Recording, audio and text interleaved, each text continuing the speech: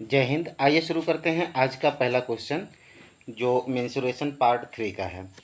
तो क्वेश्चन ये बोलता है कि दो समबाहु त्रिभुजों का क्षेत्रफल 25:36 के अनुपात में है, उनकी ऊंचाइयों का अनुपात होगा। 4 ऑप्शन दिए गए हैं।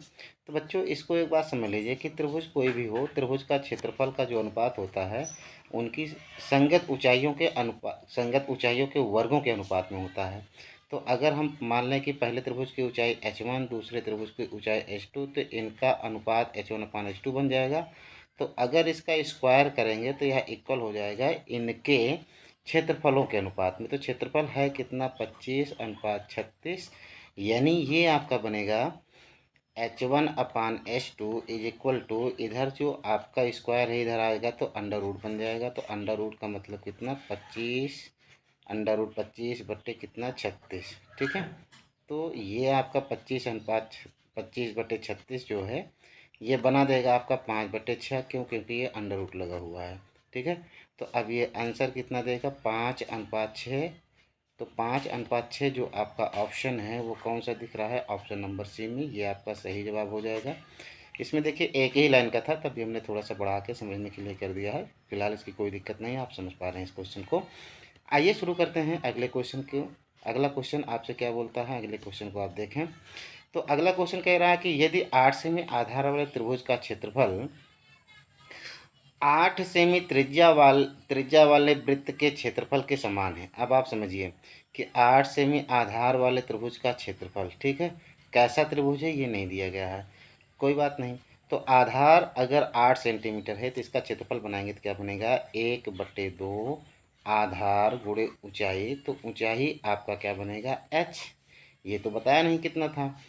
अब आपसे कह रहा है कि 8 सेमी त्रिज्या वाले वृत्त के क्षेत्रफल के समान। तो वृत्त का क्षेत्रफल जो बनेगा वो क्या बनेगा, πr²। तो r की वैल्यू कितना है, 8 स्क्वायर। बस ये हो गया। अब यहाँ पर अगर आप देखें तो एक 8 से यहाँ कट जाएगा, और उसके बाद h की वैल्यू जो बनेगी वो कितना बनेगी,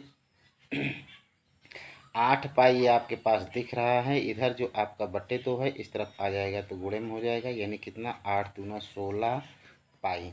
ये त्रिभुज की ऊंचाई हो जाएगी। आपसे पूछ रहा है तो त्रिभुज की संगत ऊंचाई क्या होगी, तो सेंटीमीटर में बता रखा है कितना। तो ऑप्शन आपका बन रहा है कितना, 16 पाई। 16 पाई जहाँ होगा यही आपका आंसर होगा। ऑप्शन नंबर सी में आपको दिख रहा है इसका सही जवाब। तो बच्चों, आप इसको अच्छी तरह समझ पा रहे हैं। चलिए देखते हैं अगले क्वेश्चन को। अगला क्वेश्चन अगर हम लोग देखें तो अगला क्वेश्चन आपसे क्या बोलता है, ध्यान से देखें। तो ये कह रहा है कि एक समकोण त्रिभुज की भुजाओं की माप सेंटीमीटर में दिया गया है, क्रमागत पूर्णांकों द्वारा दी जाती है। तो इसका क्षेत्रफल देखिए ऐसा है कि समकोण त्रिभुज अगर बनता है क्रमागत भुजाओं में तो वो बनता है, हमेशा इसको याद रखिएगा, पाइथागोरियन ट्रिपलेट है, 3 4 5। इसमें बेस 3 मान सकते हैं और हाइट 4 मान सकते हैं। ये आपका हाइपोटेनियस है, यानी कर्ण है। तो आप समझिए कि इसका जो क्षेत्रफल बनेगा, आधार गुणे ऊंचाई बटे में 2, यानी कि 2×4, अर्थात ये आएगा कितना, 6 वर्ग सेमी। इसका मतलब ये है कि ऑप्शन नंबर आपका डी आपका सही जवाब हो जाएगा। इस बात को ख्याल रखना, ये बहुत ही ज़रूरी चीज़ है। जब तक ये दिमाग में बात नहीं आएगी कि ऐसा कहाँ होता है, तब तक आप फंस जाएंगे। इसलिए बेहतर है कि इसको आप याद रखें। चलिए देखते हैं अगले क्वेश्चन को। अगला क्वेश्चन आपसे क्या बोलता है, क्वेश्चन नंबर 4। क्वेश्चन नंबर 4 आपके सामने आ चुका है। इस 4 को देखें तो बोलता है एक समबाहु त्रिभुज का क्षेत्रफल 4√3 वर्ग सेमी है। त्रिभुज की प्रत्येक भुजा की लंबाई। आप जानते हैं कि त्रिभुज का क्षेत्रफल जो होता है वो कौन सा है, √3/4 भुजा स्क्वायर। ये किसके लिए है, समबाहु त्रिभुज के लिए। तो ये वैल्यू कितना दिया गया है, 4√3। तो √3 से √3 कैंसिल हो जाएगा, तो a² की वैल्यू बन जाएगा आपका 4। ये अपान में 4 है, इस तरफ आ जाएगा तो इंटू में हो जाएगा, यानी ये आपका बनेगा a = कितना आ जाएगा, 4। यानी आपसे जो पूछ रहा है कि प्रत्येक भुजा की लंबाई, तो प्रत्येक भुजा की लंबाई ऑप्शन नंबर डी में 4 सेंटीमीटर दिख रहा है। 4 सेंटीमीटर आपका आंसर भी दे रहा है, आ चुका है, इसलिए आंसर आपका ऑप्शन नंबर डी हो जाएगा। आइए देखते हैं अगले क्वेश्चन को। अगला क्वेश्चन आपके सामने आ चुका है। ये क्या कहता है, उस त्रिभुज का क्षेत्रफल क्या है जिसकी भुजाएं कितना, 9 सेंटीमीटर, कितना है मेरे दोस्त, 9 सेंटीमीटर, 10 सेंटीमीटर और 11 सेंटीमीटर। तो भाई आप क्या करिएगा, आप सीधे लगाइए कि s की वैल्यू क्या होगी। पहले आप ये पता करें, तो s की वैल्यू 9 + 10 10 मैंने कैसे लिख दिया, आज से इस तरह से 10 नहीं लिखेंगे। तो ये आपका बना क्या, देखें 9 + 10 आ जाओ, आ गया 9 + 10 + 11, ये दोनों आप जोड़ेंगे अपान में 2, ये 11 और 9 कितना हो गया 20, 10 कितना 30, बट्टे में 2 है तो हो जाएगा कितना 15, ये हो गया एस। देखिए जो त्रिभुज का क्षेत्रफल होता है, त्रिभुज का क्षेत्रफल होता है डेल्टा इज इक्वल टू कह सकते हैं, या एरिया दर्शाता है, ये क्या होता है S S minus A, S minus B, S minus C, S minus ये सी हो गया। यहीं पर वैल्यू रखते हैं, वैल्यू रखने से बेहतर है कि आप इसी को देख लीजिए कि ये क्या है अंडर रूट कितना बनेगा 15, फिर एस की वैल्यू 15 है ना, ये एस माइनस ए आप पहले मुझे मान लीजिए कि 15 में से 9 घटेगा तो कितना बचेगा आपका 6, फिर एस माइनस बी यानी कितना 10 घटेगा तो बचेगा कितना 5, फिर एस माइनस सी यानी 11 घटेगा तो कितना बचेगा 4। अब आप ये देखें कि इस सवाल को कैसे आप सॉल्व करेंगे। 15 का मतलब होता है 3 गुणे 5। अच्छा जी 3 गुणे 5 तो ये आपका हो गया। 6 का मतलब होता है कितना 2 गुणे 3, और आपके पास 5 पहले से ही दिख रहा है। 4 का मतलब 2 गुणे 2, सबका वर्गमूल निकल, इसका तो निकल जाएगा 2। देखें ये हो गया 2, एक बार 3 यहाँ, एक बार 3 यहाँ, तो एक 3 आप बाहर ले लीजिए, 3 हो गया। अभी आपके पास कितना है अभी आपके पास एक 5 यहाँ है, एक 5 यहाँ है, तो हो गया कितना, एक 5 बाहर कर लीजिए। अब ये 2 इसका हिसाब कहीं नहीं मिल रहा है, यानी इसके साथ कोई जोड़ा नहीं बन रहा है, तो इसको अंडर रूट में ही रहने दीजिए। तो 5 दिए 15 दूना 30, यानी आपका बनेगा 30 अंडर रूट 2, यानी ऑप्शन आपका कौन सा बनेगा, ऑप्शन नंबर सी आपका सही जवाब हो जाएगा। ठीक है बच्चे, आइए देखते हैं अगले क्वेश्चन को।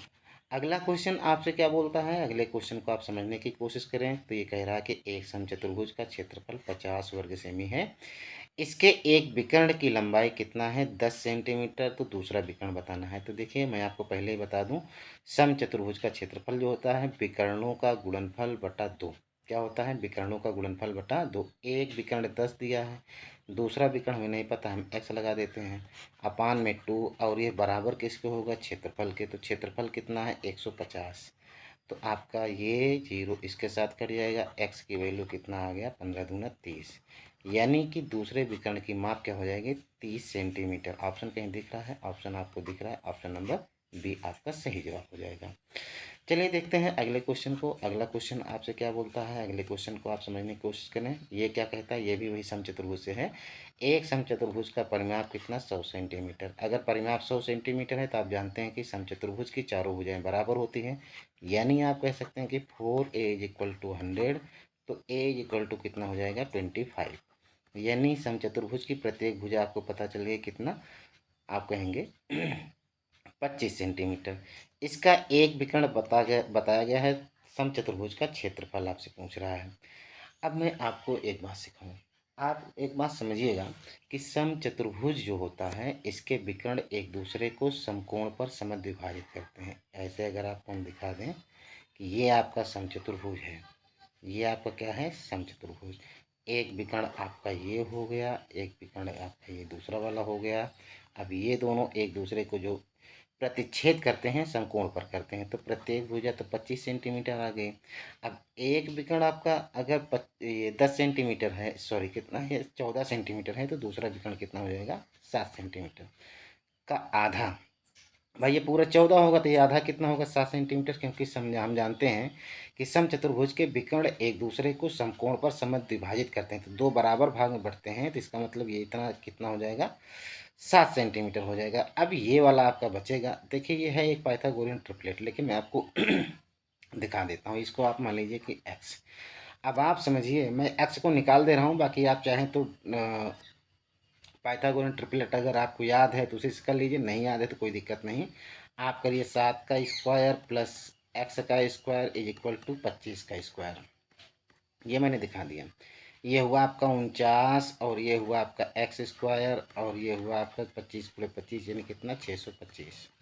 तो एक्स स्क्वायर की वैल्यू कितना हो जाएगा 625 माइनस 49, तो 49 करेंगे, ये मेरे दोस्त 49 है, 49 इसको मान लीजिए।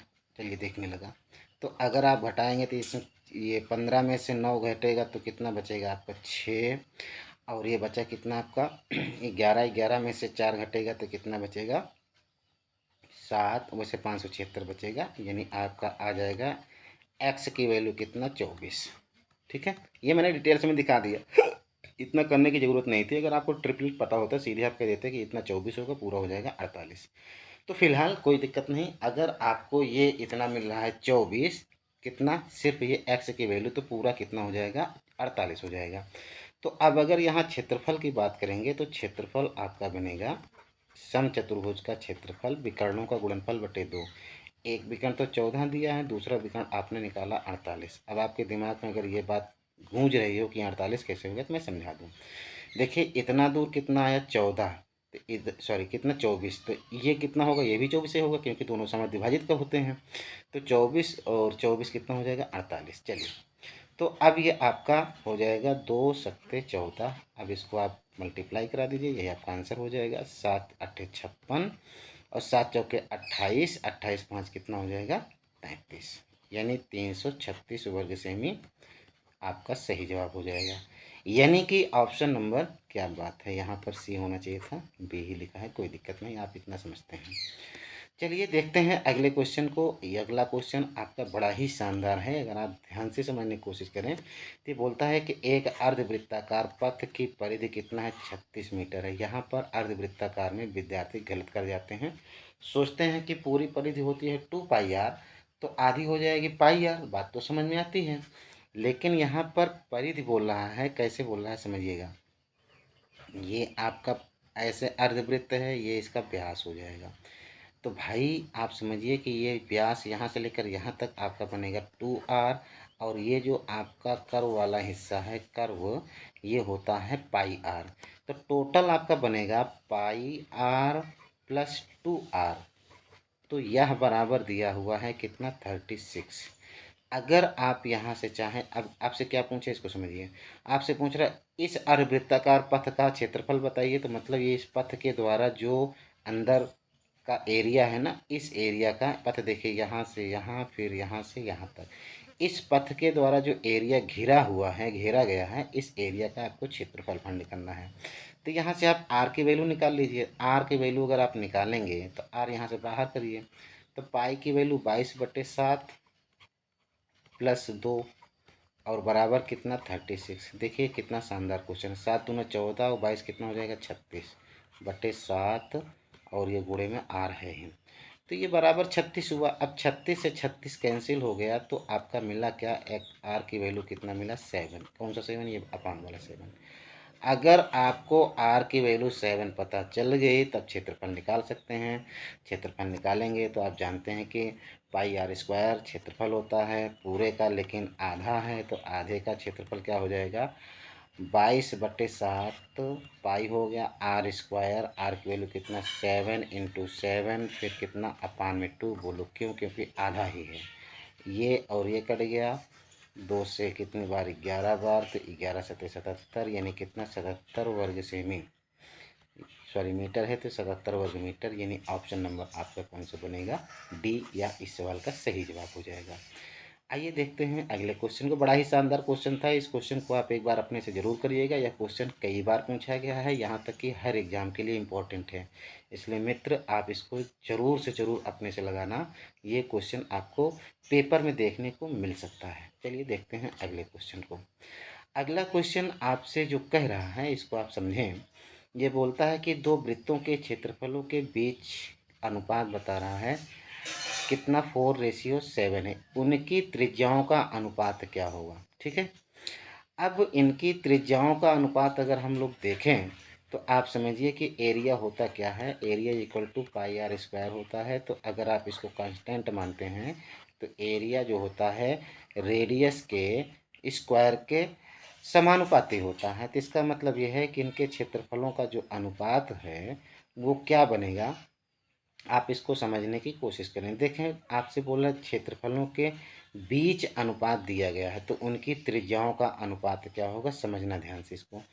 तो अब आप समझिए कि R upon R to, R1/R2 का स्क्वायर इज इक्वल टू क्षेत्रफल का अनुपात। क्षेत्रफल का अनुपात 4:7 दिया है, तो ये आपका बनेगा R1/R2 इज इक्वल टू आपका ये बनेगा क्या, √4/√7। आप जानते हैं कैसे इसका क्या बनेगा, इसका बनेगा आपका अंडर रूट। तो √4 रेशियो √7 बनेगा। हालांकि √4 को आप 2 भी लिख सकते हैं, लेकिन ऑप्शन में ऐसा कुछ नहीं दिया गया है। तो देखिए, ये दो ऑप्शन जो आपको एक जैसे दिख रहे हैं ना, इसका मतलब ये है कि इसमें अंडर रूट लगाना भूल गए हैं। तो अंडर रूट इसी को लगा लेते हैं, तो यही आपका ऑप्शन हो जाएगा, यानी √4 रेशियो कितना, √7। यही आपका सही जवाब मान लिया जाता है। इसी को आप ऑप्शन बी बना लीजिए। ठीक है दोस्त, चलिए देखते हैं अगले क्वेश्चन को। अगला क्वेश्चन जो आपसे बोल रहा है उसको आप समझने की कोशिश करें, क्या कह रहा है समझें। अगर आप इस क्वेश्चन को देखें, यह क्वेश्चन लास्ट है आज के इस सेशन का, तो आपसे बोलता क्या है समझें। बोलता है कि दो वृत्त की त्रिज्याएं 5 सेंटीमीटर और 12 सेंटीमीटर है। तीसरे वृत्त का क्षेत्रफल दोनों वृत्तों के क्षेत्रफल के योग के बराबर है। तो कोई दिक्कत नहीं, आप तीसरे वृत्त के क्षेत्रफल को ए मान लीजिए और इन दोनों के क्षेत्रफलों को आप जोड़ दीजिए, तो आप जानते हैं πr² होता है। तो पाई आप बाहर करके r² को आप ऐसे कर सकते हैं, कैसे, ऐसे समझिएगा, बड़ा ही शानदार तरीके से बता रहा हूँ। अब ये आपका जो बनेगा, क्या बनेगा समझिए। अब पूछ रहा है तीसरे वृत्त की त्रिज्या पूछ रहा है, तो तीसरे वृत्त की त्रिज्या अगर आप निकालेंगे, तो ये जो तीसरा वृत्त है इसके लिए हम मान लेते हैं πr² इज इक्वल टू पाई 5 का स्क्वायर प्लस कितना 12 का स्क्वायर। ठीक है, तो ये पाई से पाई कैंसिल हो जाएगा। अब r² की वैल्यू जो बनेगी, आप इसको जानते हैं कितना हो जाएगा 169, और इसका अगर अंडर रूट आप लेंगे तो हो जाएगा कितना 13। बड़ा ही थोड़ा सा शार्ट किया हूँ, इस बात को आप समझिएगा। अगर कहीं से आपको परेशान करता है तो आप कमेंट करके ज़रूर बताइएगा, हम उसका उपाय देखेंगे और डिटेल्स में और भी समझाने की कोशिश करेंगे। हालांकि आप इसको समझ लिए, πr² की वैल्यू ये हमने लिख दिया, इसको R1/R2 मान लिया। आप ये समझिए, आप समझा ही देते हैं, पाई r1² प्लस पाई r2²। तो अगर इन दोनों में आप कॉमन लेंगे तो पाई बाहर हो जाएगा, तो r1² प्लस r2²। तो इसको हमने कह दिया कि ये r1 है आपका और ये क्या है आपका r2। यही वैल्यू पुट कर दिया, पाई से पाई कैंसिल हो गया, बाकी डायरेक्ट आपका आंसर आ गया। इसको आप समझ ही पा रहे हैं। तो मित्र, आज के सेशन को यहीं से इजाज़त दीजिए समाप्त करने के लिए। फिर हम लोग मिलते हैं अगले सेशन में, तब तक आप देखते रहिए और हो सके तो अपने मित्रों के बीच इसको शेयर कर दें, ताकि ज़्यादा से ज़्यादा विद्यार्थियों को लाभ मिल सके। और अपने सुझाव अगर कुछ देना चाहते हैं तो आप ज़रूर दीजिएगा। तब तक के लिए देखते रहिए न्यू सक्सेस स्टडी। धन्यवाद।